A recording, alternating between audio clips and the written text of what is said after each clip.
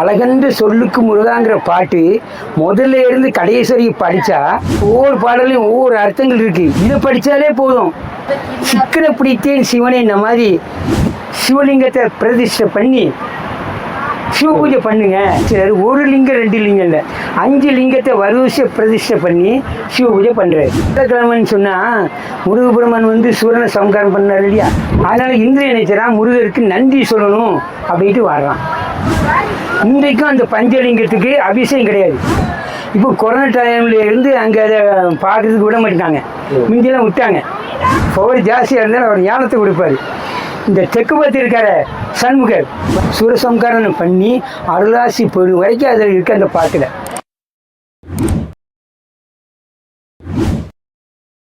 தெய்வத்தை எப்படி அணுகணும் அந்த அளவுக்கு அணுகுனா தெய்வத்தை நல்லா அவருடைய அருளும் சக்தியும் நமக்கு கண்டிப்பாக கிடைக்கும். மாற்று மதத்தை சேர்ந்தவங்க என்ன சொல்கிறாங்க, ஜெபி எப்பவும் ஜெபம் பண்ணிக்கிட்டே இருங்கிறாங்க. அந்த அளவுக்கு ஜெபம் பண்ணிகிட்டே இருந்தால் நம்ம தெய்வத்தை நேர் பார்க்கலாம். அந்த அளவுக்கு நம்மளுடைய தெய்வத்துக்கு சக்தியும் பவரும் இருக்குது. நாம் தான் என்ன செய்யணும், ஒரு டைம் பாஸ்க்கு வந்த மாதிரி பொருட்காட்சிக்கு வந்த மாதிரி பார்த்துட்டு போகிறோம். அதெல்லாம் அப்படியே செய்யக்கூடாது. சிக்கனை பிடித்தேன் சிவனை இந்த மாதிரி முருகபெருமான சிக்கனை பிடிச்சி அவர் உள்ள முருக நினச்சி வழிபட்டால் கண்டிப்பாக பலன் உண்டு. வேறு ஒன்றும் வேண்டாம். உள்ளம் முருகையா முருகையாங்கிற பாட்டு இருக்குது.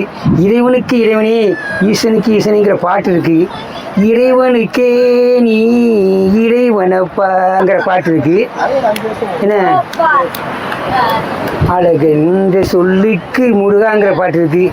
அதில் ஆண்டியாய் வந்தவேல் முருகா இருந்து கடைசி வரைக்கும் இருக்குது. அது படித்தாலே போதும். அவருடைய சரித்திரத்தன்மை சொல்லி பாடின மாதிரி இருக்கும். அழகென்று சொல்லுக்கு முருகாங்கிற பாட்டு முதல்ல இருந்து கடைசி வரைக்கும் படித்தா அவருடைய வரலாறு முழுவதும் அதில் இருக்கும். ஆண்டியாய் வந்தவேல் முருகா உன்னை அண்டினோர் வாழ்விடே இன்பமே முருகா.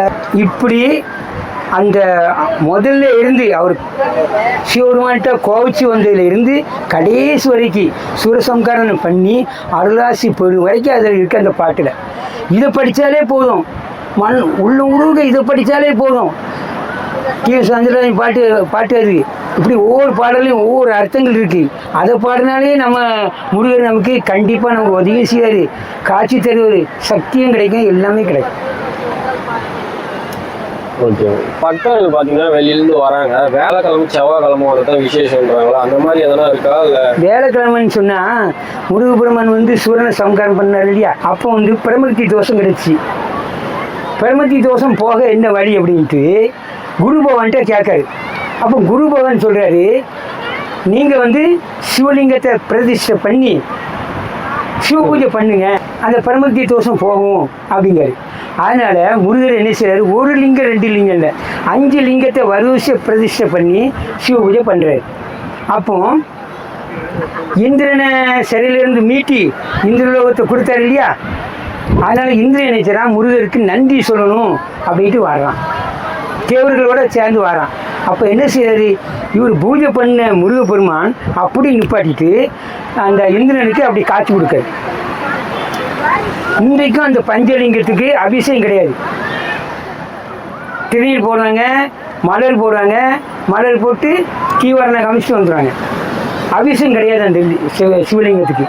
இப்போ கொரோனா டைம்ல இருந்து அங்கே அதை பார்க்கறதுக்கு விட மாட்டாங்க. முந்தியெல்லாம் விட்டாங்க. முதல்ல ஃப்ரீ, அப்புறம் 5 ரூபா வாங்கினாங்க, மறுபடி 10 ரூபா வரைக்கும் வாங்கினாங்க. ஆனால் இப்போ விட மாட்டாங்க. அப்படியே இந்திரனுக்கு காட்சி கொடுத்த சிலை தான் மூலஸ்தானம். மூலஸ்தானம் 2வது பிரதிஷ்டை பண்ணுது. அந்த இதுக்கு ரொம்ப பவர் உண்டு.